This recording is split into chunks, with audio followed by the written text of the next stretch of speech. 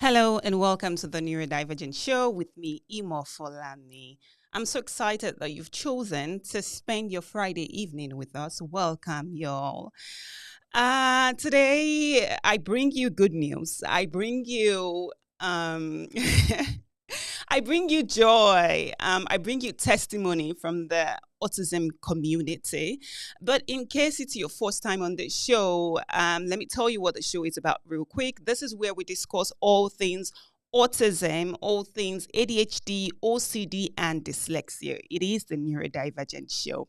And today's show is very special, very dear to my heart. Today, we're going to be discussing the life of Dr. Jason Arday.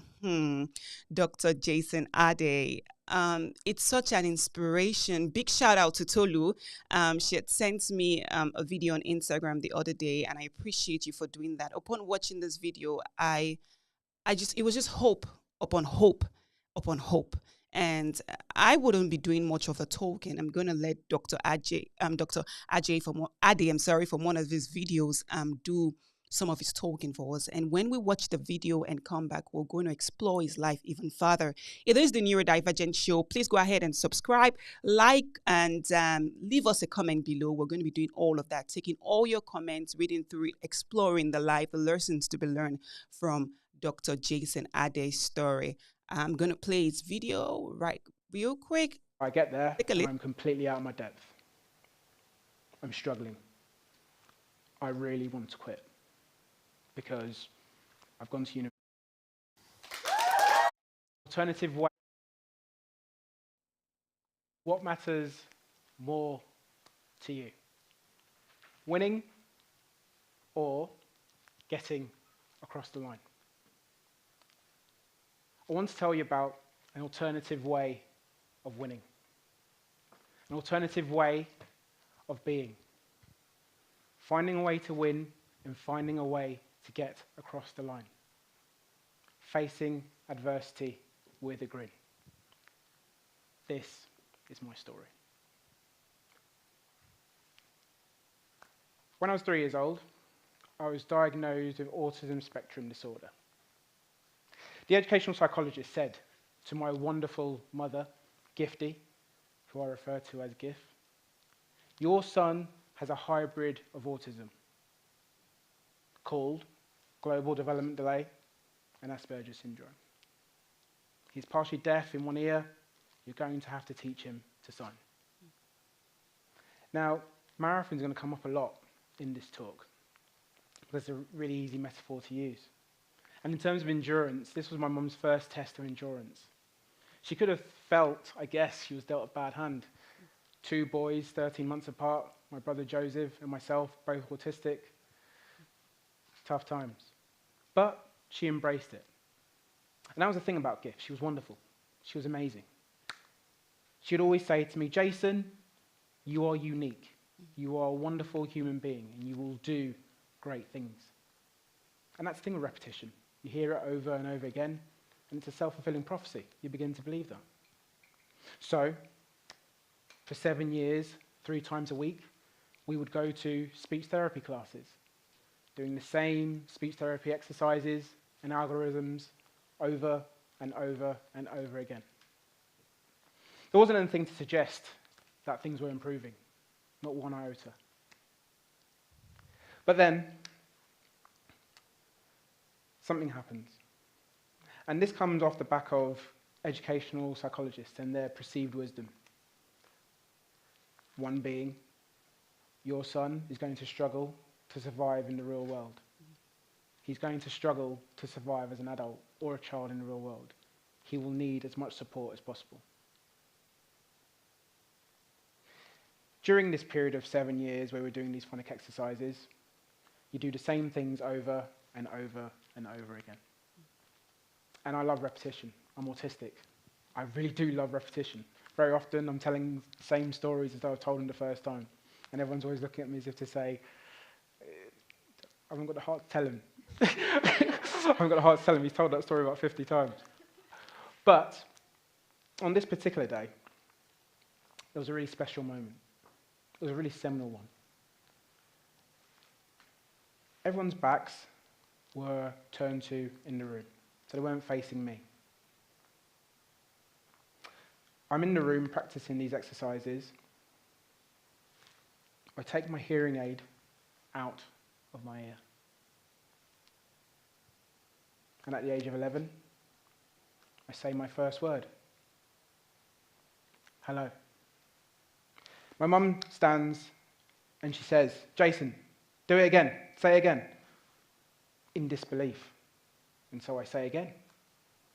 Hello. It was a huge, powerful moment. And the reason why this moment resonates so much is because it was the first time I realised that despite me having unfavourable odds, potentially, if I worked hard and persevered at something, I could convert the most unfavourable odds into my favour. So roll on what was a helter-skelter adolescence into teenagehood, and I become an adult. I'm 18 years of age. Except I've just learned to read and write, so in many respects I've got the keys to the world, albeit with the reading age of an 8-year-old, but we're cooking with gas. It's at least we're doing something.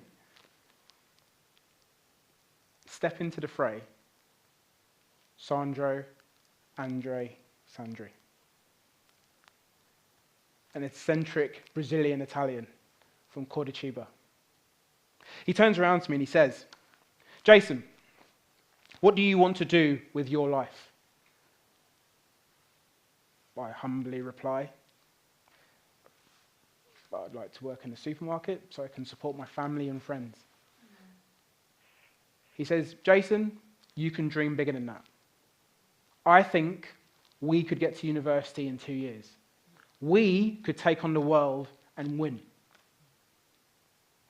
I look at him again and I laugh. And he says to me, what are you laughing at? And I said, well, with my modest capabilities, there's no way I can get to university. By this point, I've learned a thesaurus. I've got a thesaurus, so I'm starting to use words now. I'm putting sentences together. It's great. And there's always that one person for all of us that brings us on a journey. They allow us to believe. They allow us to think outside of our own capabilities and dream beyond measure. And that was the beautiful thing about Sandro. So we get to university 2 years later, as he professed. Fantastic. Great. However, I get there and I'm completely out of my depth. I'm struggling. I really want to quit because I've gone to university effectively with the reading age of a 12-year-old and I'm doing degree-level work. But something really salient happens. I find out at 21 I'm going to become a dad. And that particular moment paralyzes me with fear. Completely paralyzes me with fear. And so I accept this as a situation, and it gives me a reason to persevere. The actual thing that becomes the iconic image in my own mind is having Taylor in my arms for the first time. In fact, she was in my hand. She was in my hand. And I remember looking at her and thinking, I'm going to give it everything I've got. Everything I've got. Okay, that's Dr. Jason Arday, ladies and gentlemen, and he's autistic. At this time, he's the youngest Black professor that's been employed to Cambridge, and that's huge. Knowing that many universities like that don't, accept Blacks to begin with, and then a Black autistic, that's such a major achievement. This is Dr. Jason Arday. You heard him say he couldn't speak until he was 11. If his first word, hello, 11. He couldn't read or write until he was 18. And now, not only is he celebrated worldwide, he has 2 masters, he has PhD, he's married with kids, he's doing great with his life. And when I saw this, you should have seen the joy that just swept through me, because for all parents of autistic kids, there is hope. Right? There is hope. Dr. Jason Arday brings us hope. There is hope. There is hope, ladies and gentlemen. There is hope. And I'm so excited. When I saw this video, I was so moved to tears because this is the fear of many parents that are autistic. They're like, oh my God, what about the future of my kid? Will this kid ever talk? Will this kid ever live independently? You heard him say that, you know, he was already condemned. Like they already said there is nothing for this boy, he's going to be dependent on an adult all through his life and stuff like that. But he beats the odd. There is hope. There is hope, people. There is hope for the autistic child. There's hope for the autistic adult. So if you're a parent out there and your kid is autistic, not speaking yet, not doing some of the things they should be doing, don't you dare give up on that kid. Don't you dare say, don't you dare listen to people that say, oh no, his future is already doomed. No, believe in your kid. There is hope. We're going to be taking lessons from Dr. Jason Arday's story, his life as a whole. I'm going to be telling you more about some of the things he's done and some of the things that has helped him get to where he is. If you're just joining us, this is the Neurodivergent Show. I am Imo Folami.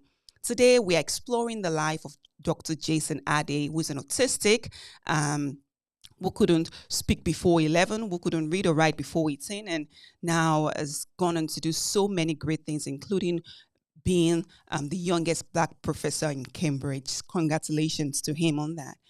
If you're just joining us, I want you to go ahead and subscribe to our channel. I want you to leave a comment. Say hi to me. I want to say hi to you. Please go ahead and say hi to me. Please say hi to me. I want to know how you do. I want to know, just let me know that I'm not alone in the studio, okay? Go ahead and say hi. I'll give you a shout out. And also make sure you leave us a like, okay? Like, thumbs up, guys. Don't say I'll do it after the show. Go ahead and do that now. All right, we want to explore the life of Dr. Jason Arday. But before we go into that, for those of you that tuned in last week, somebody called in, and you know what she said? She said she had a testimony for us. Our son, who happened to be nonverbal till 11, he eventually became a surgeon. From nonverbal, couldn't speak, and then a surgeon. And there are tons and tons of testimonies out there of many autistic kids doing great with their lives. So today, it's all about hope. It's all about joy. It's all about not giving up, not giving in, trusting that I'm a Christian. So I'd always say that the God that has put these kids in your life is up to something. We've got a few shout out here. Kidra says hi to us. Hi, Kidra. Elijah says hi guys. Hi. Thank you for saying hi to me. I love knowing that you're out there and you're listening to me and I'm not alone by myself. So if you're here live with us, go ahead and say hi to us. One of the things I want to share with you, continuing from what we discussed last week and also exploring Dr. Jason's life, is benefits of getting an early autism diagnosis. And I'm going to be running through 5 benefits, actually, and we're going to be discussing them. In exploring Dr. Jason Arday's life, if you heard him, there was something he said. He said he was diagnosed. He was diagnosed at age 3. Age 3. One of the benefits of an early diagnosis is the gift of an explanation. Many people wouldn't know this. Last week, we said some reason why people do not want to, they do not want to get a diagnosis is because they do not want to label their kid. Oh, okay. Here, hold on. Let's hold that thought. Someone here is saying she heard something. We hear a car with blinkers and horn. All right, are you still hearing that though? It sounds very quiet in the studio, but in case you can still hear that, maybe it was just a one-time off thing. If you can still hear that, please let me know so we can know how to troubleshoot and know where the sound is coming from. So if you're hearing a car with blinkers and horn, let me know, please, so that we can troubleshoot that. Thank you, Kidra, for that. Okay, so we're discussing the gift of an explanation. At the age of 3, Dr. Jason Arday got his diagnosis at the age of 3. And so from the onset, he just knew who he was, right?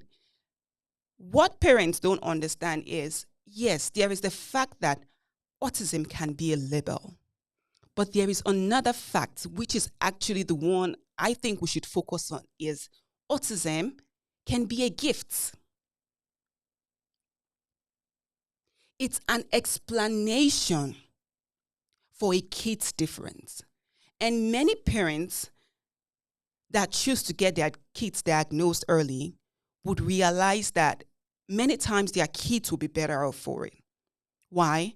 Because I'm telling you who you are, right?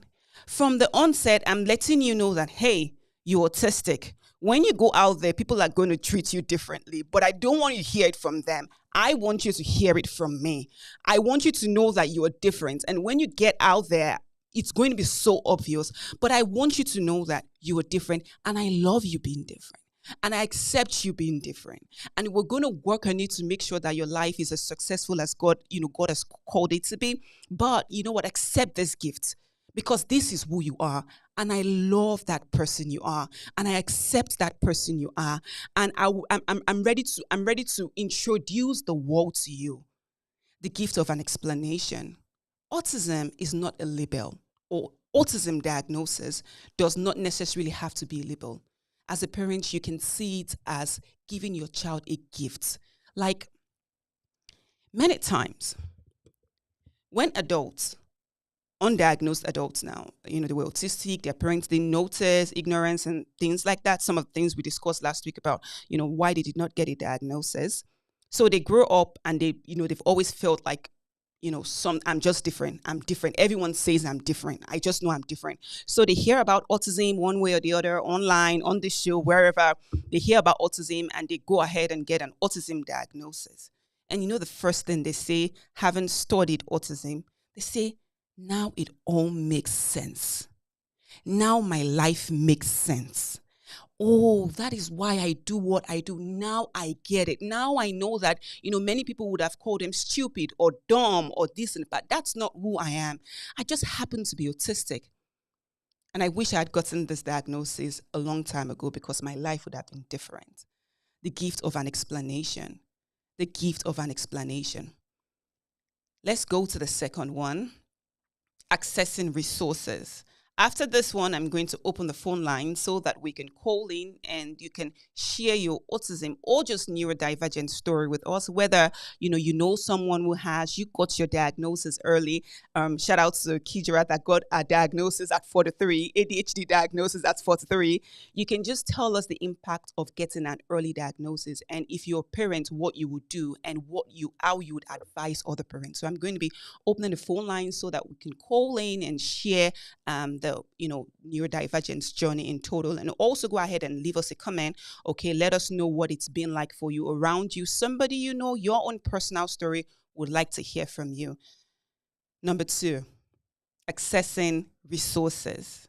Now, I met with someone some times ago, and the person kept complaining. A kid has ADHD, and she was like, "It's just a kid has undiagnosed ADHD. She knows, but she refused to get a diagnosis for her kids because, label and stuff, and she had her own reason. But she was like, the kid is struggling. He's struggling in school. He's struggling because, it takes him extra time to do his schoolwork. It takes him extra time to do his homework, but they are not making accommodation." And the first question I asked was, have you gotten a diagnosis for your kid? And she was like, no, I don't want him being labeled. I'm like, so you do not have a diagnosis for your kid. That means that you are telling the world that your kid is neurotypical. And so everyone, including teachers in school, will treat your kid as neurotypical. And so you are complaining that they're not treating him as neurodivergent.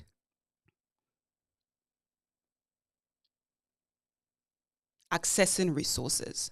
When you get resources, you get access to things like speech therapy, music. My kids, they do music therapy, speech therapy. You get PT, OT sometimes, and many times these things are free.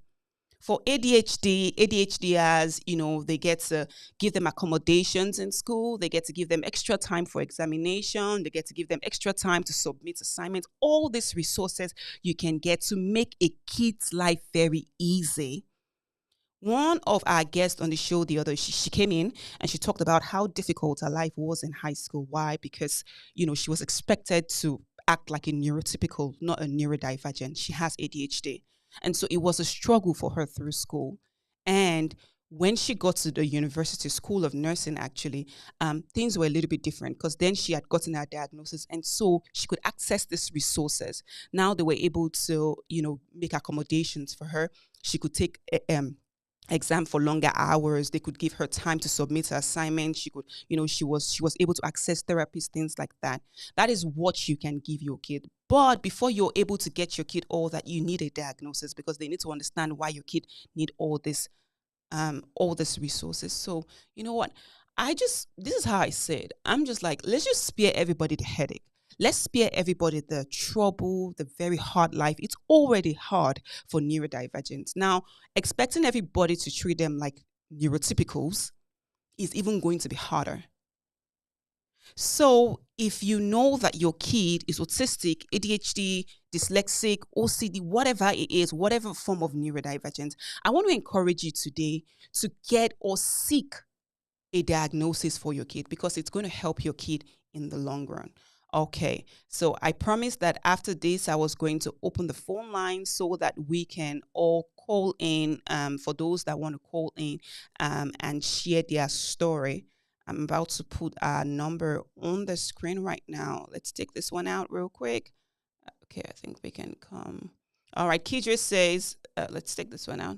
Kidra says, absolutely, let's make it easier for them. I tell you, Kidra, and I feel like people would need to hear from you tonight to talk about, I know that, you'd come in to talk about you being diagnosed at 43, but I think you could help people understand the importance of getting an early diagnosis. Because getting it at 43, you talked about how your life was before then and what your life is right now. Let's just save everybody the headache. Let's get our kids diagnosed if they absolutely need it. Thank you so much for that. Let's see. Okay, we can find it here. Oh, okay. Let me go ahead and do this. All right, guys. So the number to call is 817-935-8734. The number to call is 817-935-8734. Would like to hear from you. Would like for you to share your neurodivergent story. It could be autism, it could be ADHD. What you have learned so far, what you have learned from Dr. Jason Arday's story, benefits of getting an early diagnosis. Maybe you did or someone else did. Would like to hear from you. The number again is 817-935-8734. And now we're going to be going to the third one. Reason why you should seek an early autism diagnosis is let's take this one out. We've talked about accessing resources.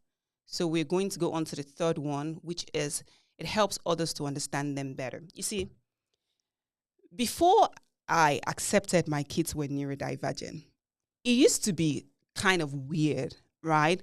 Because people would see them and they want to hug them, and my kids are like, no, that's not happening, or my kids just walk away, or certain things my kids would do, and it would be so like awkward, and I'm like, hug the adults or greet the adults, and my kids are like, no, or something, and they don't want to do that, and it's just awkward, or they're asking them questions, and my kids cannot say the way a 4-year-old should be able to say something. They couldn't put their words together, and it would be so weird, and it would be so awkward and all.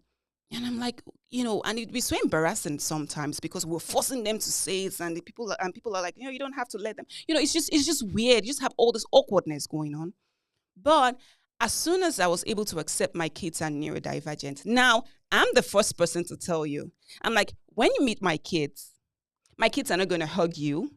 Not because they don't want to, but because when they get into a new place or they want to explore a little bit. So theirs is when we get into a new building or a new surrounding, they, neurotypicals will see people and want to hug and play with people.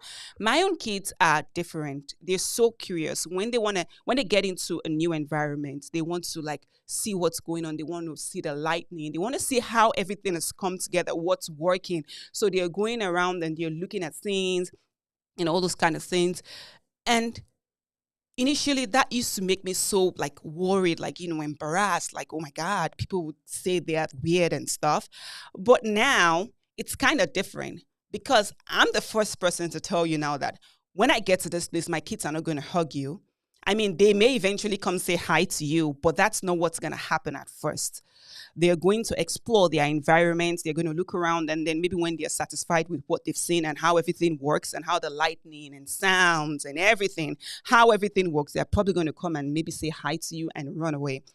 And I realized that as soon I was, or whenever I tell people that, or whenever I just tell them a little bit about my kid, if they're going to be spending time with them, when they met them, it was actually easy, right? Because they kind of understood my kid already from the explanation I gave them.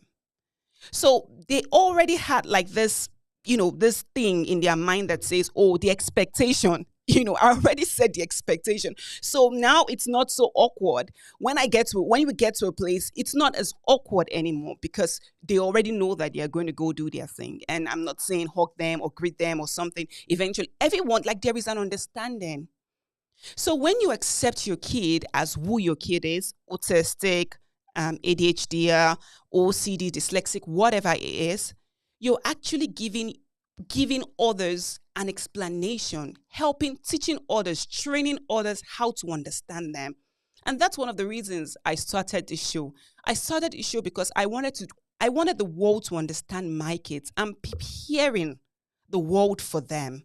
I'm preparing them for the world. So by the time we all meet, they meet the world meets them. It's actually very easy. Like there is an understanding. The awkwardness is out of it. It's not like everyone has like, why are they acting this way? No, we already know. We already know. So let's just get that one out of the way and let's talk about something else.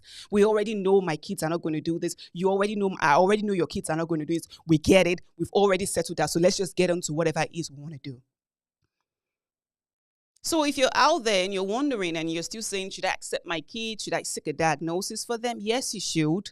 Because when you do that, you help others understand them. First, you help them understand themselves. So you're helping the autistic kid understand his or herself, and then you're also helping others understand them. The number to call again is 817-935-8734. 817-935-8734. And go ahead and leave us a comment. Let us know what you think about what we are discussing. Let's know what you've learned from Dr. Jason Arday's life, about his autism experience. Let's know if, the success stories here and there you've heard, about people that have become successful in their autism journey. All right, we have a caller. Hello, this is the Neurodivergent Show. Would you like to share your name and where you're calling from, please? Yes, this is Kedra from Dallas, Texas. Hi, Kadria.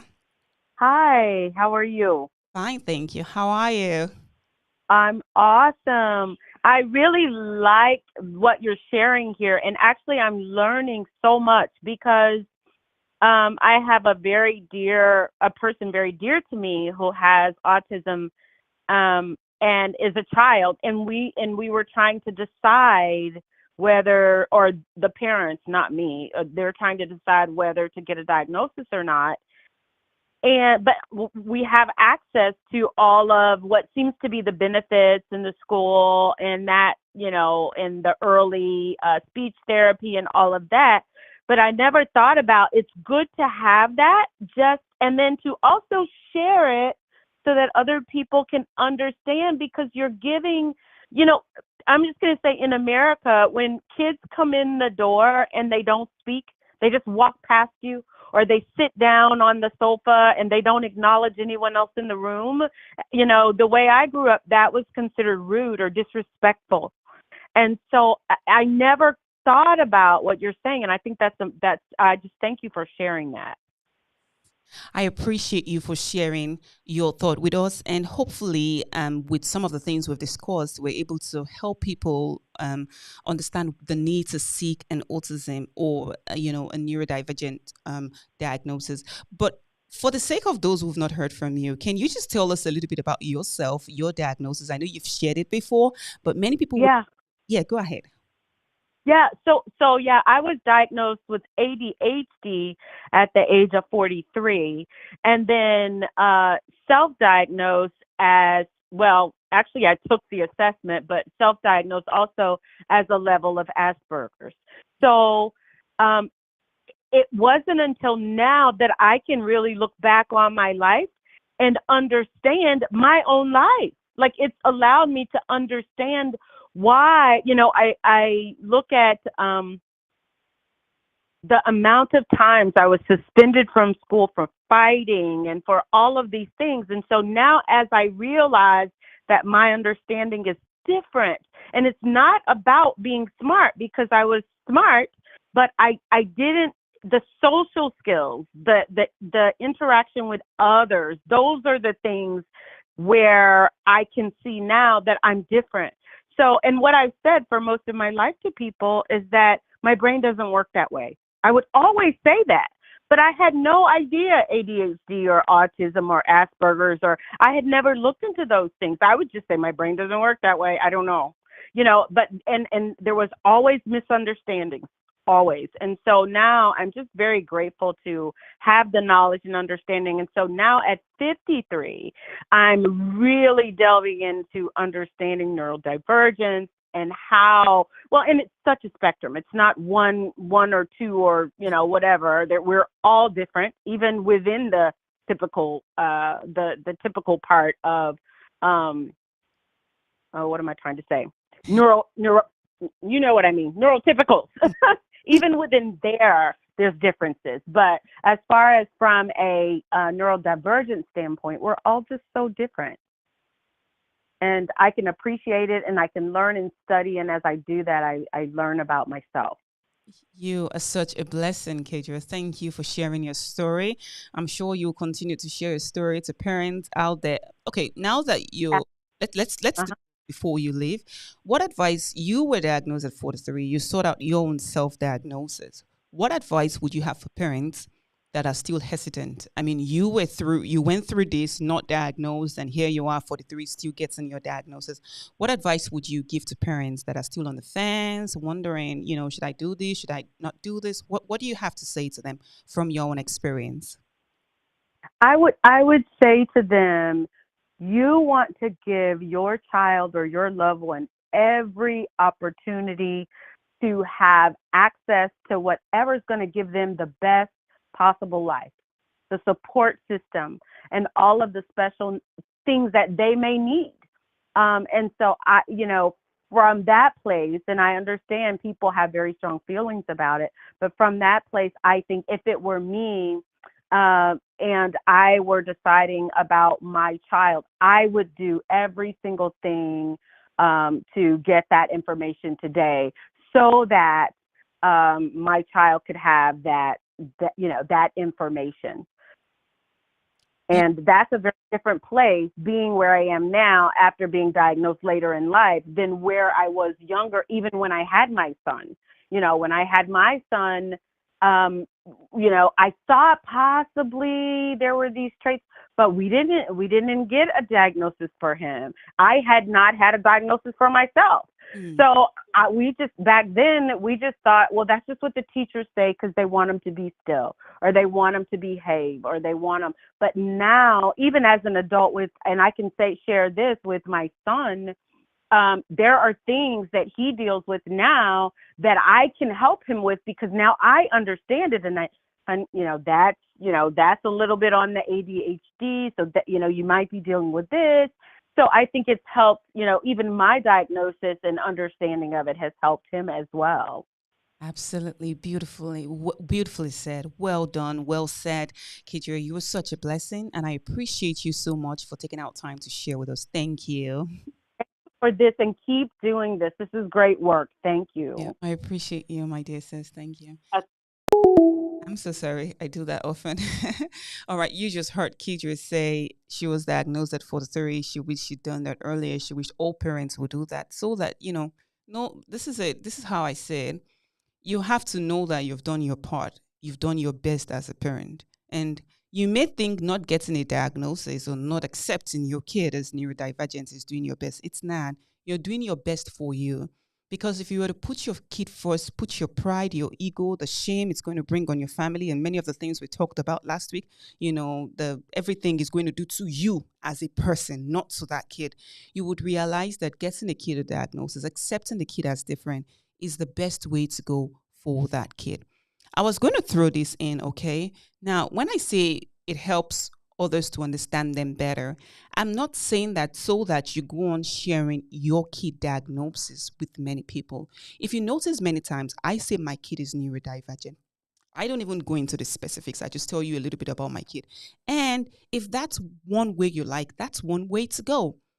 So in case you're still a little bit hesitant because you don't want to use the autism word, the ADHD, you don't want that stigma, that's okay.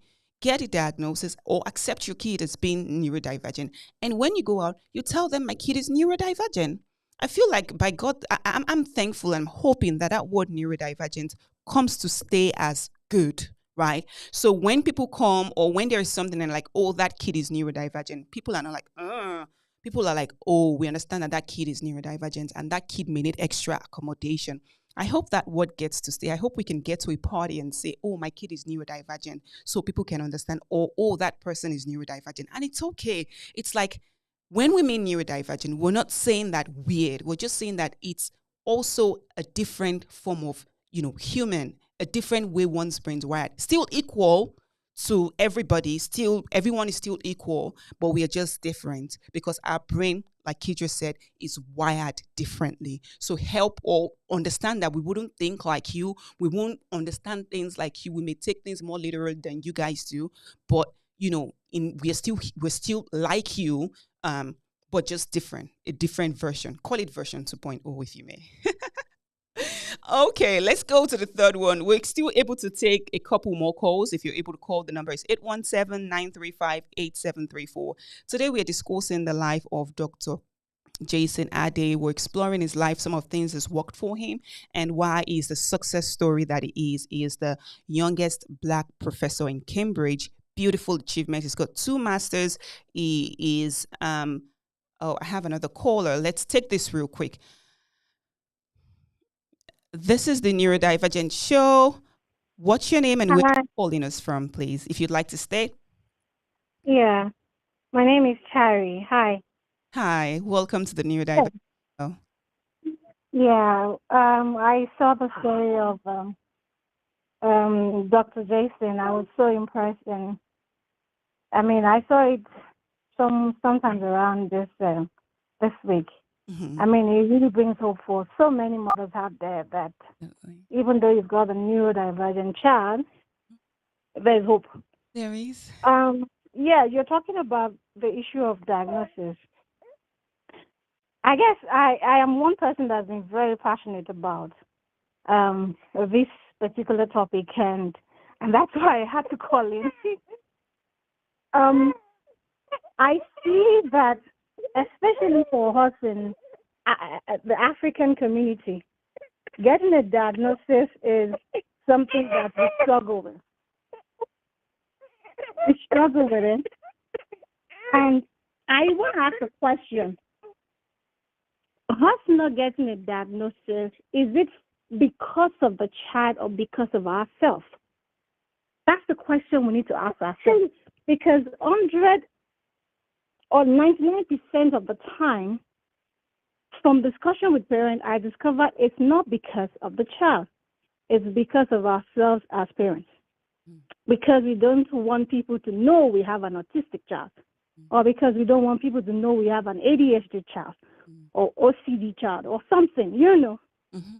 Because the child itself doesn't even understand what is going on in his life. Yeah. Until he's an adult, possibly. Doesn't even understand how being an autistic person is, in the world. But you as a parent is the one that you're trying to shield. You don't want people to know. You don't want to do. I mean, I have a community of mothers because I have a community of parents that have neurodivergent children that I join every time, and I see them discuss the issue of diagnosis. And part of me to say it is always from a selfish point of view. It's always to the disservice of the child. Because you know that if you can get a diagnosis for that child, then you can access resources for the child and invariably making the life of the child better. So why not just do it? You know, I also want to point out that the benefit of having a diagnosis surpasses the disadvantage of not having it. So if you look at the pros and the cons, the pros outweighs the cons of having to have a diagnosis.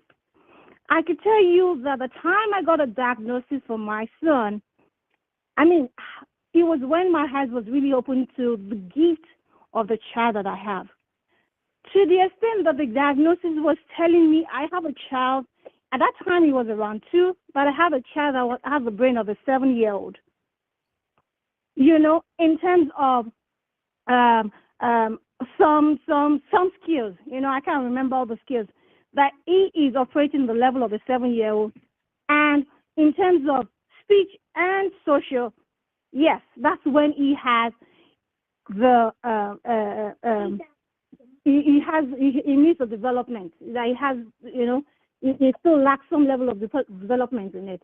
But if I never had that diagnosis, maybe I wouldn't understand that, okay, that the reason why my child started to read at 18 months was because, yes, he's operating in higher skills in certain part of his, in certain parts of his brain, of his life, you know, and then be able to work on that strength. So getting a diagnosis, I can tell you, is the best gift any parent can give a child. Forget about the statistics. I've heard someone tell me, I don't want my child to be a part of the statistics. You're not going to share it. You don't have to share it. Nobody have to know that your child have a diagnosis. But the point is, if the child wants to go to a school that will require certain accommodations, it'll be easier for you bringing out a diagnosis.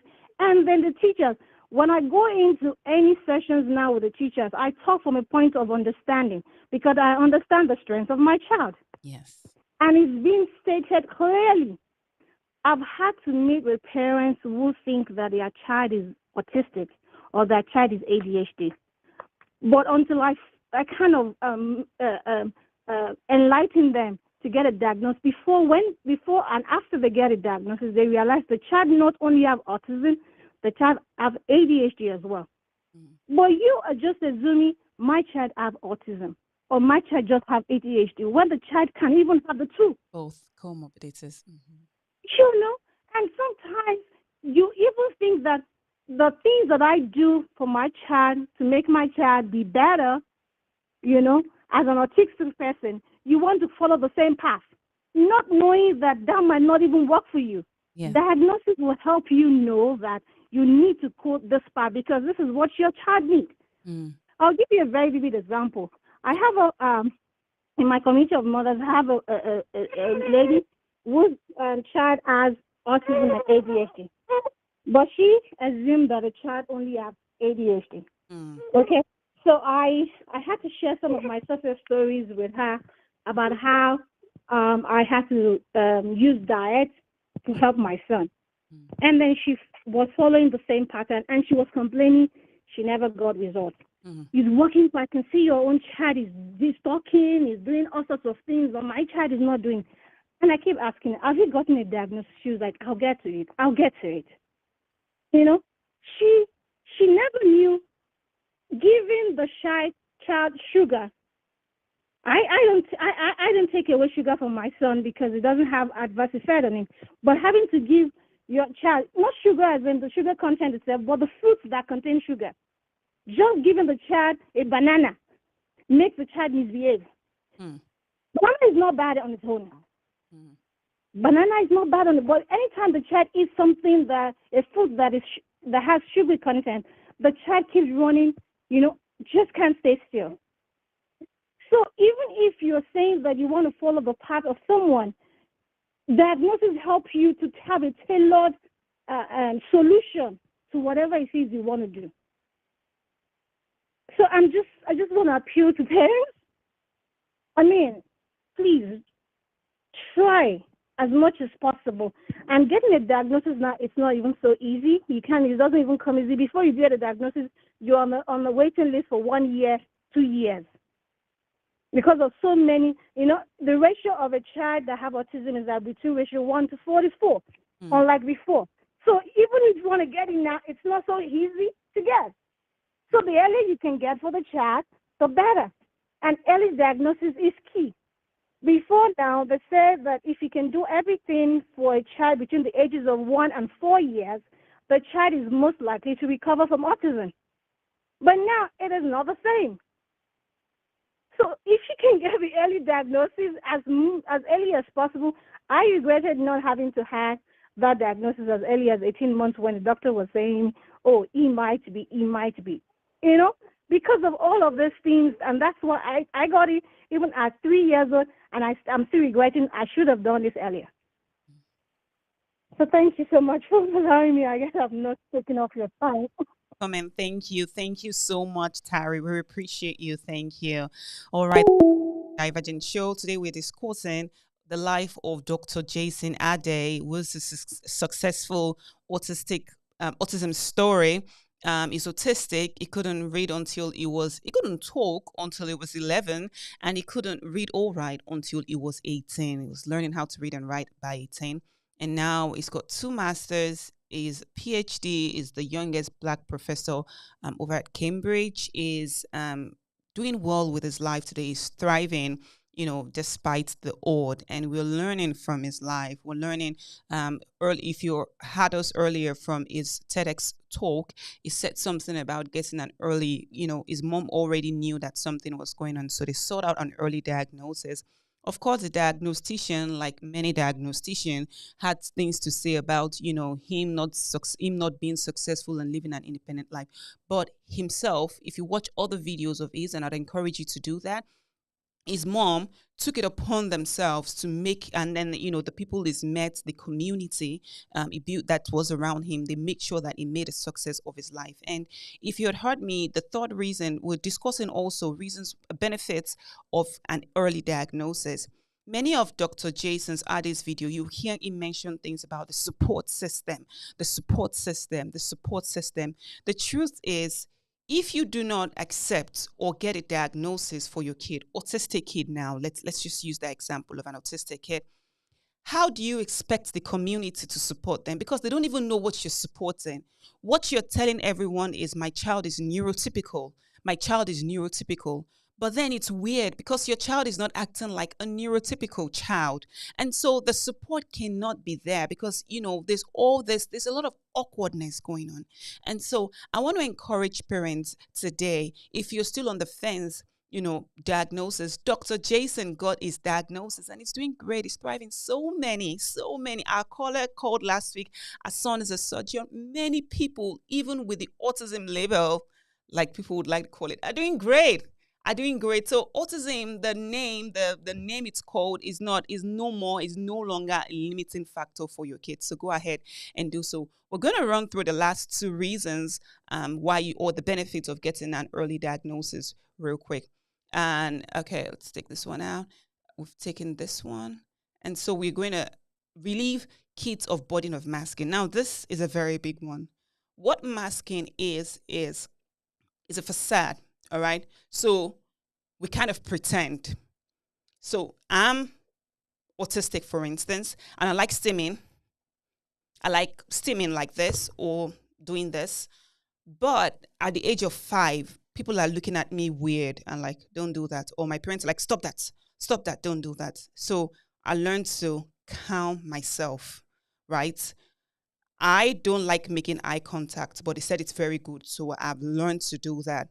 There's some things that does not really come natural to me, but because that's what the world wants, or that's what's socially acceptable. I've learned to hide myself. I've learned to hide what I know how to do. Now I'm copying others. Now I'm masking. I'm trying to be like a typical person. Most likely because my parents did not get a diagnosis for me, or my parents did not even tell me that I was autistic in the first place. So, there's that. So, and you know what happens? Many kids, they continue to mask and they mask and they mask. But it gets to a certain point where they are no longer able to mask anymore. And that's where you get the autism burnout, where many autistic people go into depression. They have a lot of anxiety because they are just tired of the whole thing. And it happens over and over again. If you do not believe what I'm saying, you can go on Google and, or check on YouTube and research autistic burnout.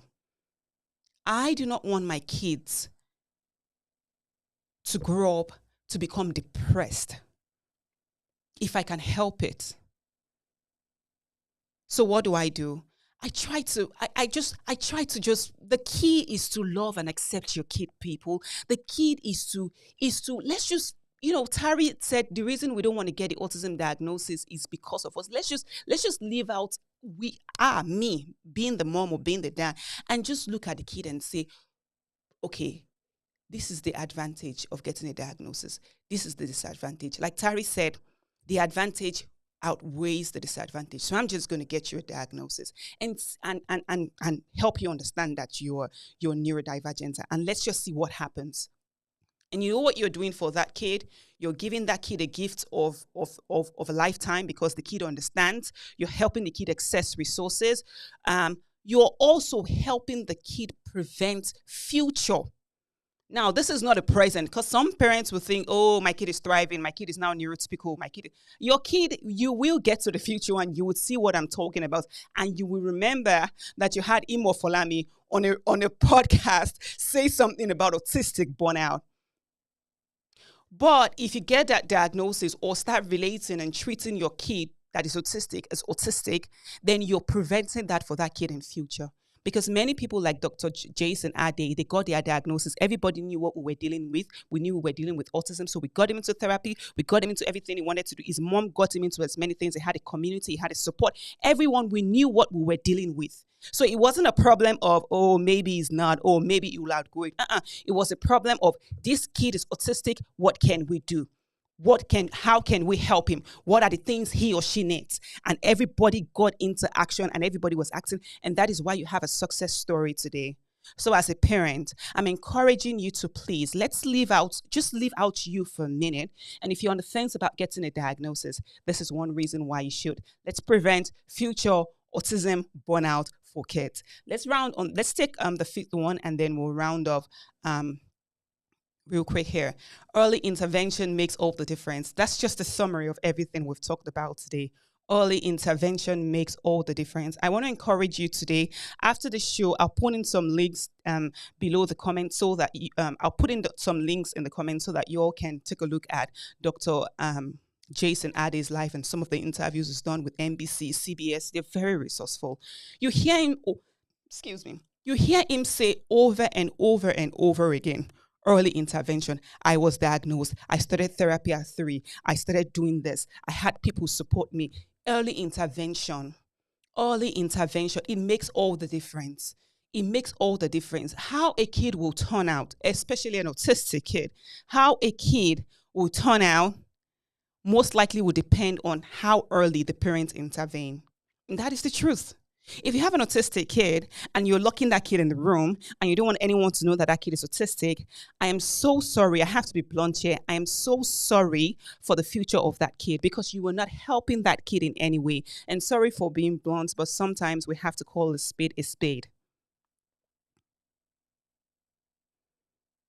You have an autistic kid, you're hiding the autistic kid from a diagnosis, hiding the autistic kid from everyone just because, you don't want the name, or you are not helping that kid in any way. You are not. Last week we had discussed the reasons why, you don't want to get a diagnosis. We understand, we kind of get it. I was there, honestly, I was there. Somebody had called me to remind me last week about how my reaction was when she started telling me about neurodivergence, autism, like, I will not hear of it. I will not hear of it. So I kind of get it. But in the long run, I can proudly say that I was being selfish then. That is the truth. I was being selfish then. And now that I know better, I'm hoping you also can rise, and let's put the needs of our kids first and get them an autism diagnosis. And if you're absolutely not going to get your kid an autism diagnosis, that's okay. That's okay. I'm not fighting you. But at least accept that the kid is different. Your kid is not making eye contact. Your kid is spinning in circles. Your kid has frequent meltdown. Your kid is a picky eater. Your kid does not like public places, is always screaming, doesn't like social interaction. You just notice that your kid is so different from just accept first. Accept that your kid is different. Then build up gradually to getting a diagnosis. Let's take this last comment before we leave. I couldn't consider it could be both until now. Thanks, caller. Kidra is thanking our caller, Tari, that says it could be both. Many times, autism, usually you have kids that are just autistic, but many times you have kids also that are autistic, ADHD. You heard him say, sorry, please excuse me. I don't know what's going on with my voice today. You heard Dr. Jason Arday say it was autism and global developmental delay. Two diagnoses, or it's a form of autism, global developmental delay, and there's so many forms of autism. And many times you have many kids that are autistic would also have an ADHD diagnosis or some kind of diagnosis. Anyway, that's our show tonight. To quickly recap what we've discussed all evening, we've discussed Explore Dr. Jason Arday's life, was also giving you benefits of getting an early autism diagnosis or an early diagnosis, for child, as you may. We've talked about giving the gift of an explanation. We're saying we can access resources. We're saying you can help others understand your kid. We're saying that we can relieve the kid the burden of masking in future and prevent possible future autism burnout. And we'll also say early intervention can make all the difference. And I hope with these few points, you can now decide to start accepting your kid as neurodivergent or getting them a diagnosis. Yes, it's exhausting. Kidra says it's exhausting. I want to appreciate everyone who was called into the show today. Thank you so much, Kidra. You're such a blessing. Thank you, Tari. Thank you for sharing your experience with us. We appreciate you. You all are blessings. I want to thank everyone that has called, that has texted, sent a comment. Appreciate you. Please go ahead and subscribe right now. Don't wait, because if you wait, you're not going to do it. Subscribe and like. Share this video. And until next week when I come your way again, thank you so much. My name is Imo Folami. I will see you 7 p.m. next week live on YouTube. Bye-bye.